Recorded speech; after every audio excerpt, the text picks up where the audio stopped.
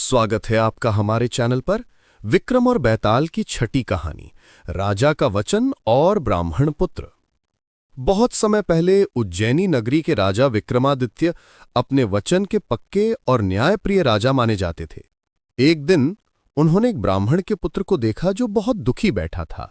राजा ने कारण पूछा तो वो बोला, महाराज, मेरे पिता का निधन हो गया है और मैं अपनी मां का पालन नहीं कर पा रहा हूं। मेरी मां ने कहा है कि जब तक मैं धन अर्जित नहीं करूंगा घर नहीं आऊंगा। राजा विक्रमादित्य को उस युवक पर दया आई। उन्होंने उसे कहा, तुम मेरे पास रहो, मैं तुम्हें धन और सम्मान दोनों दूंगा। ब्राह्मण पुत्र राजा के साथ रहने लगा। कुछ समय बाद राजा ने उसे अपने राजकोष की देखभाल का कार्य सौंप दिया। वो युवक ईमानदार था और दिन रात मेहनत करता था। कई वर्षों बाद एक दिन राजदरबार में एक व्यापारी आया जिसने कहा कि उसके पास एक जादुई मोती है जो हर महीने एक मोती पैदा करता है। राजा को वो मोती पसंद आया, परंतु कीमत बहुत अधिक थी। तभी ब्राह्मण पुत्र ने कहा, महाराज, ये व्यापारी धोखेबाज है, इसका मोती नकली है।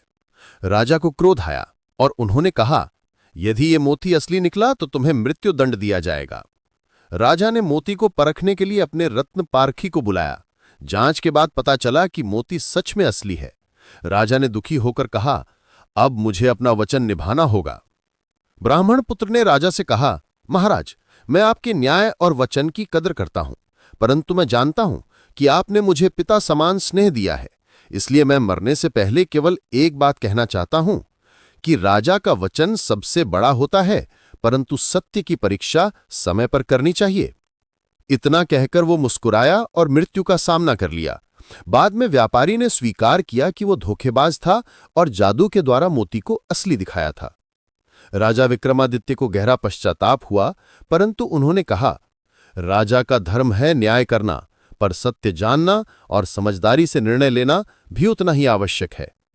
इतना सुनकर बैताल हंस पड़ा और बोला, राजा विक्रम, बताओ, क्या उस राजा ने सही किया जो अपने वचन पर अडिग रहा, या उसे अपनी भूल मानकर ब्राह्मण पुत्र को क्षमा कर देनी चाहिए थी?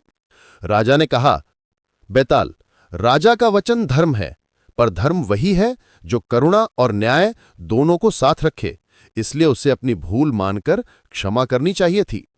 ये उत्तर सुनते ही बैताल भिरुड़ गया और पेड़ पर जा लटक गया। इस प्रकार ये कहानी पूरी होती है। धन्यवाद मित्रों।